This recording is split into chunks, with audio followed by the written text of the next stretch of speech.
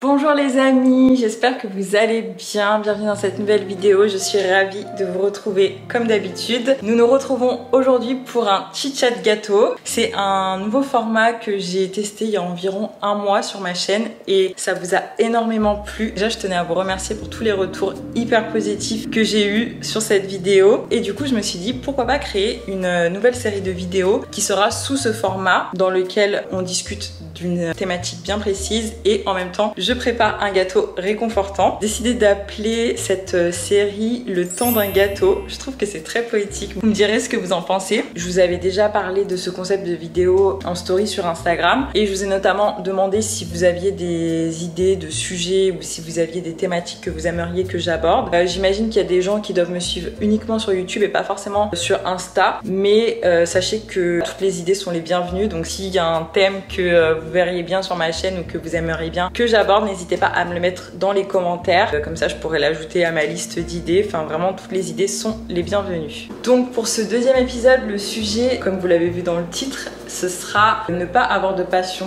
dans la vie. Enfin, avoir le sentiment qu'on n'a pas de passion, qu'on n'a pas vraiment de voix, entre guillemets. Et j'ai choisi de faire un crumble aux pommes. Donc, d'abord, je vais vous montrer les ingrédients et je ne manquerai pas de vous partager la recette cette fois parce que vous êtes énormément à m'avoir demandé la recette du gâteau au chocolat. D'ailleurs, il faut que je la rajoute dans la description de l'autre vidéo, il faudra que je le fasse. Mais cette fois-ci, je vais bien vous préciser les quantités et tout ce que j'utilise. Mais c'est très très simple, il n'y a pas besoin de grand chose. De toute façon, les gars, il faut pas s'attendre à des recettes de folie. Je suis une personne très simple qui aime vraiment les gâteaux basiques. Donc, à moins que je fasse énormément de vidéos comme ça, chit-chat gâteau, et que je commence à tester des nouvelles recettes un peu plus élaborées, pour l'instant, on va rester sur des recettes basique et très simple. Pour les ingrédients, on aura besoin de 8 pommes. Je vais faire un crumble de cette taille là. Donc voilà, les quantités sont adaptées à un gâteau qui aura à peu près cette taille là. Du coup, 8 pommes, de la farine, du sucre et du beurre. C'est tout.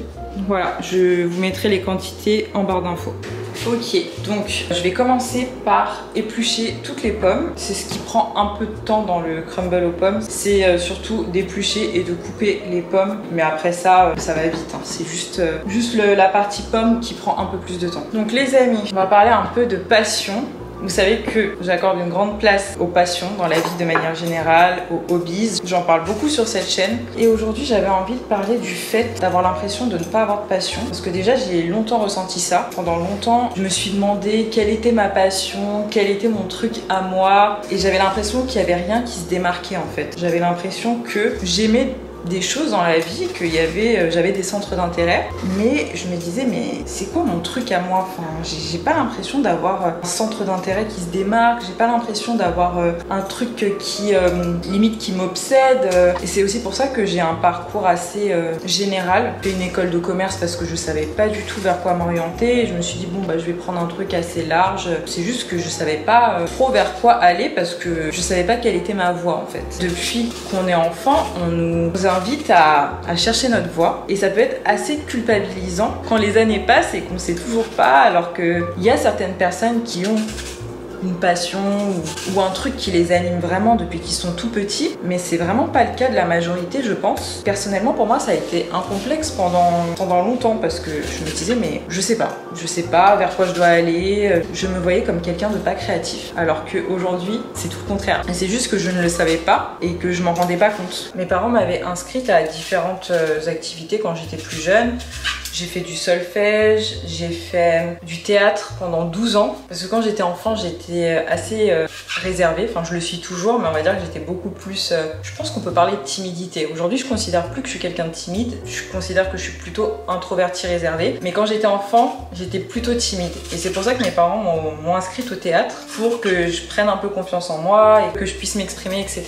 Et j'ai adoré, enfin franchement, j'ai trop aimé le théâtre. Ça m'a beaucoup apporté. J'ai aussi fait de la danse, j'ai fait de l'athlétisme. Enfin voilà, j'avais quand même des activités, mais pour moi, je les voyais pas comme une passion parce que l'idée qu'on a d'une passion, c'est vraiment quelque chose limite qui est obsessionnel, qui t'anime vraiment, et je ressentais pas ça. Enfin pour moi, c'était vraiment des activités extrascolaires quoi. J'étais pas en mode c'est ma passion, je vais absolument faire ça tous les jours, toute ma vie, ça va m'accompagner jusqu'à la fin de ma vie. Je me suis pas dit que je voulais devenir athlète, je me suis pas dit que je voulais devenir danseuse professionnelle, je me suis pas dit que je voulais devenir actrice. C'était juste des activités et je prenais beaucoup de plaisir et je continuais de me demander mais c'est quoi ma passion à moi et quelle est ma voie. D'ailleurs on va regarder tout de suite la définition de passion parce qu'en vrai c'est important de lire les définitions. La passion, d'après Wikipédia, une passion se définit comme une forte attirance pour une activité, un objet ou une personne que l'on aime, que l'on trouve important et dans laquelle on investit beaucoup de temps et d'énergie. Et la définition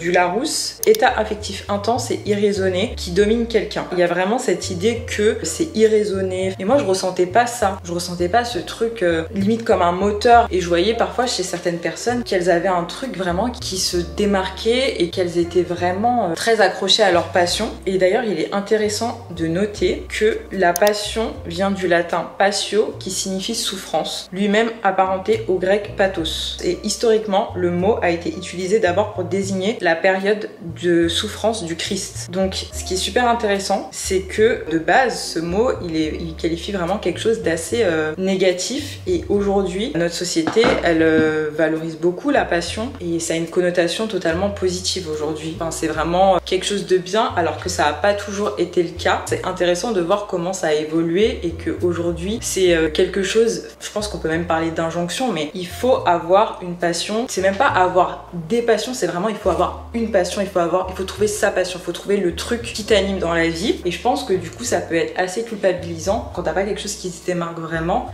Tu ne trouves pas ce truc qui t'anime tous les jours dans ton quotidien.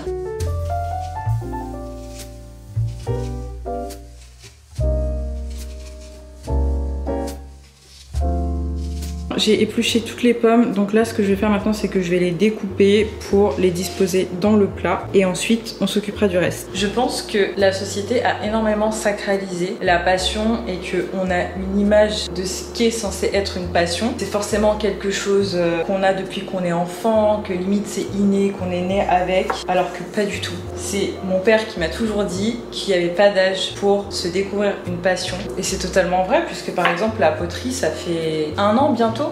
Ah, ça fait 1 an. Ça fait 1 an que j'ai commencé et je pensais pas du tout, mais alors pas du tout qu'à 30 ans j'allais tomber amoureuse de la poterie. Enfin j'y avais jamais pensé, c'est même pas une activité que je pensais faire un jour dans ma vie. Et finalement je me suis trouvé une passion pour la poterie à 30 ans. Et on a aussi cette idée que la passion, enfin cette passion va t'accompagner toute ta vie. Alors que tu peux très bien avoir une passion pendant quelques années et après découvrir autre chose. Vraiment il n'y a pas d'âge, il n'y a pas de moment. C'est comme YouTube, ma passion pour YouTube elle est arrivée du coup quand j'ai créé ma chaîne. Donc j'avais quel âge ?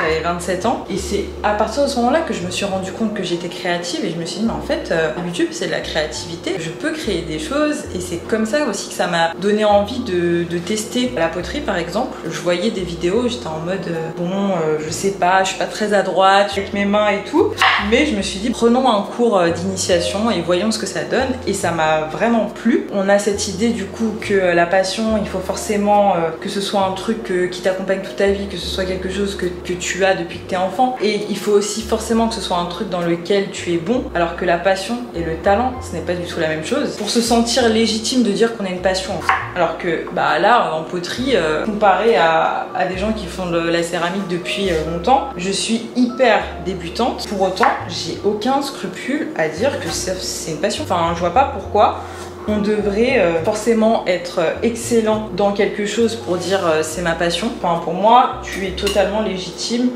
à dire que quelque chose que tu aimes est ta passion en fait.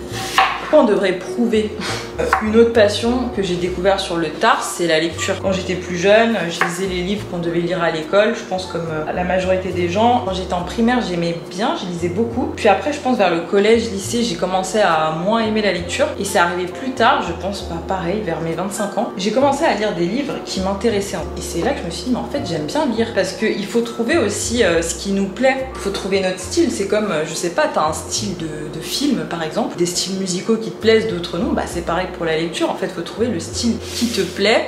Et je pense que On peut peut-être ne pas avoir de passion qui se distingue, mais on peut tout à fait être quelqu'un de passionné. C'est-à-dire que quand tu lis un livre et que t'arrives pas à t'arrêter, genre limite tu veux pas aller dormir parce que t'es plongé dans le livre, enfin t'es en train de lire avec passion. Quand tu as des échanges qui te nourrissent, qui sont hyper intéressants, hyper profonds, quand t'as une discussion avec un ou une amie et que vous refaites le monde, vous voyez pas le temps passer, bah vous êtes en train de discuter avec passion. En fait la passion elle est dans plein de choses. Il y a des gens toute leur vie qui vont être passionnés par une seule chose et ça va vraiment rythmer toute leur vie. Et c'est très bien, mais ce que je veux dire c'est que c'est pas le cas de tout le monde et que c'est pas grave de ne pas avoir un truc qui se démarque et peut très bien avoir plein de loisirs différents, plein de choses qu'on aime et se laisser le temps aussi. Et ça veut pas dire que ça fait de nous des gens malheureux de pas avoir quelque chose qui se démarque.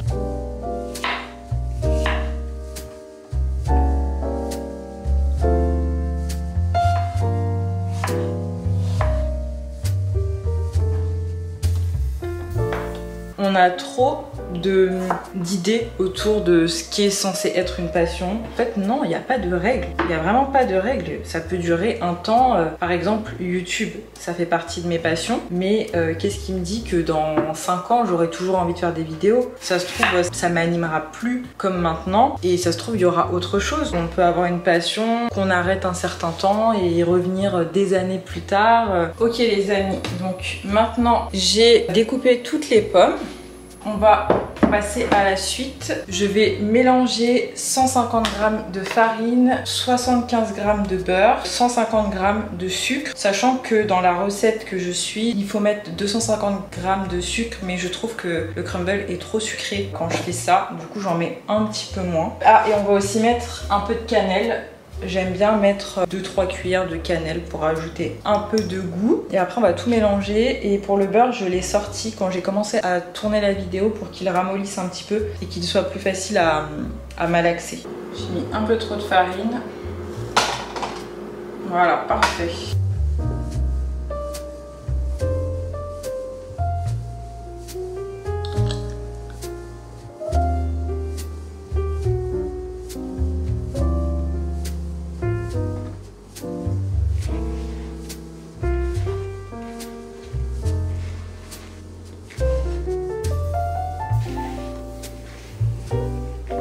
Je sens qu'il n'y a pas assez de farine, donc je vais en remettre un petit peu, un tout petit peu. Hop. J'étais en train de vous dire, je pense que c'est totalement ok d'avoir juste des centres d'intérêt, des choses qu'on aime faire sans forcément que ce soit quelque chose de démesuré. On peut aussi être curieux et aimer plein de choses. Et pour moi, c'est totalement ok. Pas obligé d'avoir un coup de foudre tout de suite avec une activité. Ça peut venir aussi avec le temps parce que parfois on commence quelque chose et puis, je sais pas, je vais prendre l'exemple de la poterie. Tu peux très bien t'inscrire à un cours d'initiation, ne pas accrocher et puis continuer. Petit à petit, tu prends de plus en plus de plaisir et puis finalement tu te perfectionnes et tu commences à kiffer ce que tu fais. On n'est pas obligé d'avoir un déclic comme ça en mode c'est ma vocation.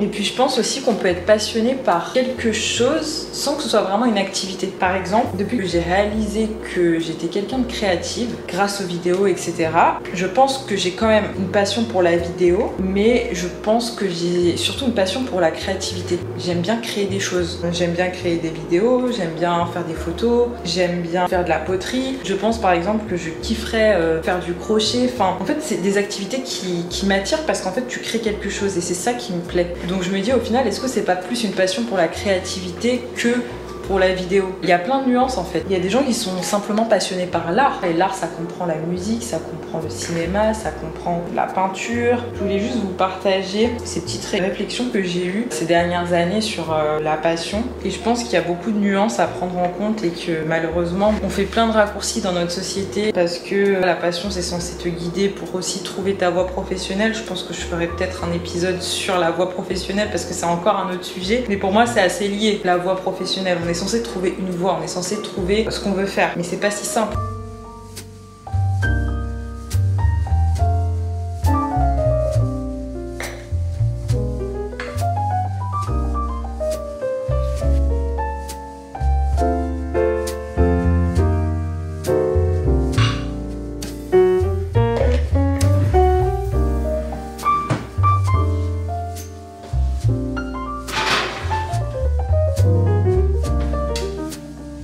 laisser le gâteau environ 40 minutes au four. Je suis en train de finir de ranger et ensuite on va se faire un matcha. Bien évidemment, ça va devenir notre petit rituel post-gâteau.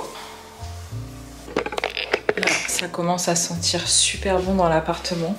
Ça sent l'odeur du réconfort. C'est comme ça que j'aime l'appeler. Je suis désolée pour la lumière artificielle, mais malheureusement, il fait nuit à 16 h désormais. Donc là, pour l'hiver, il y aura beaucoup moins de lumière dans l'appartement. Mais c'est comme ça, je peux pas faire autrement. Du coup, les gars, on va se faire un petit matcha. Et on va utiliser quel mug? On va utiliser mon mug avec la double anse. Je l'ai encore jamais testé, donc on va le tester ensemble.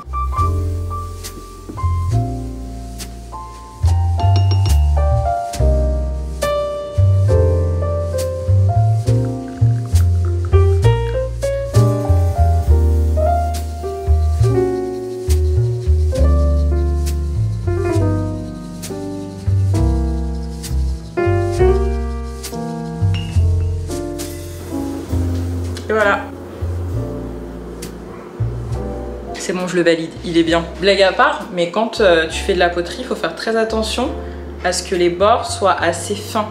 Parce que sinon, c'est pas très agréable pour boire. Donc bon, là je trouve qu'ils sont quand même assez épais, mais ça passe, c'est la limite.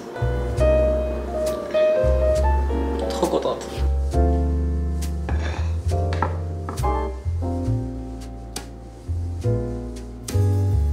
On va attendre 2-3 minutes que le gâteau refroidisse avant de les tester ensemble. Je préfère demander aux gens quelles sont leurs passions et quels sont leurs centres d'intérêt et pas juste quelle est ta passion. Je suis pas sûre que tout le monde ait un truc comme ça, une vocation. Je pense pas que ce soit le cas de la majorité, comme je disais. Et je pense qu'on peut aussi être animé par plein de choses différentes et que ça évolue au cours de notre vie et que c'est pas grave si on n'a pas une passion comme on l'entend. Et si vous avez envie de trouver de nouvelles passions, etc., n'hésitez pas à tester des choses, essayer de nouvelles activités. Peut-être que vous découvrirez de nouvelles passions. Peut-être que ça va être un coup de cœur, peut-être pas. Et aussi, n'arrêtez pas quelque chose parce que vous êtes débutant. Parce qu'une passion, je pense que ça se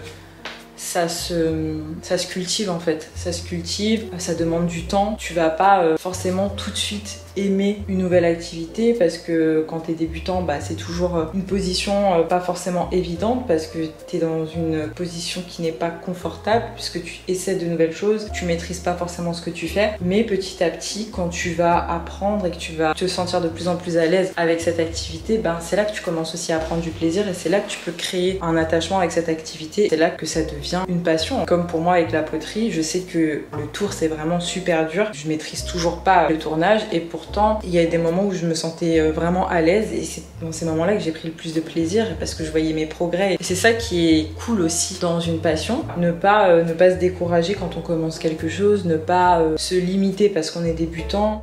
Voilà. Bon, il est l'heure de tester ce gâteau.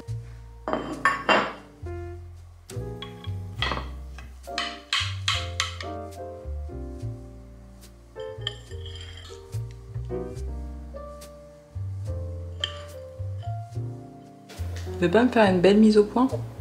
Ah voilà, l'heure de vérité.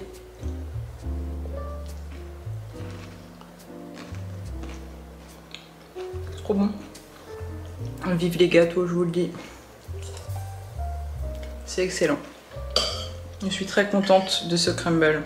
Je trouve qu'il est un peu trop sucré. J'aurais peut-être dû mettre un peu moins de sucre, mais c'est très bon. À la vôtre. J'espère que vous avez passé un bon moment devant ce deuxième épisode de Le temps d'un gâteau. N'hésitez pas à me dire dans les commentaires ce que vous avez pensé de la vidéo, quel est votre rapport aux passions, votre expérience par rapport à ça. Est-ce que vous avez une grande passion, juste plein de centres d'intérêt? Est-ce que vous avez plusieurs passions? Vraiment racontez-moi, n'hésitez pas. Et puis je vous dis à la semaine prochaine pour une nouvelle vidéo. Prenez soin de vous, prenez soin de vos proches. Je vous embrasse.